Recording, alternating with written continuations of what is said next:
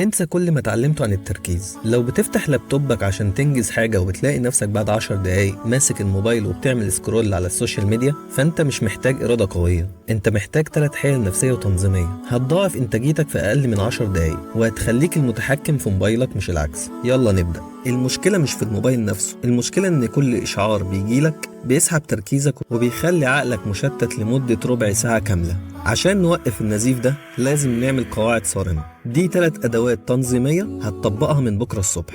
الأداة الأولى قاعدة 20 دقيقة التركيزية. هتجيب تايمر وهتظبطه على 20 دقيقة بالظبط. 20 دقيقة دول هم وقت التركيز المطلق. ايه المطلوب؟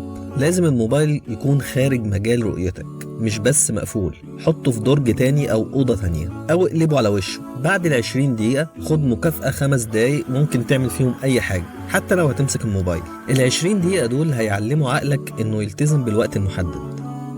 الأداة التانية جدول فصل الاتصال الإجباري. انت مش مضطر تكون متصل بالإنترنت 24 ساعة. حدد لنفسك فترات عمل صامتة ولتكن من 9 ل 11 الصبح. في الوقت ده الداتا والواي فاي لازم يتقفلوا، مش بس الإشعارات. انت محتاج تعرف انك مش هتقدر تستقبل أي رسالة. ده بيقلل القلق الداخلي وبيخليك تركز في مهمتك. جرب تطبقها ساعة واحدة بس وشوف الفرق في إنتاجيتك. الأداة الثالثة قاعدة المهام الصفرية. ايه هي المهام الصفرية؟ هي الحاجات السهلة اللي بتظهر لك في الموبايل. رد على ايميل سريع، مكالمة مدتها دقيقة، رسالة واتساب.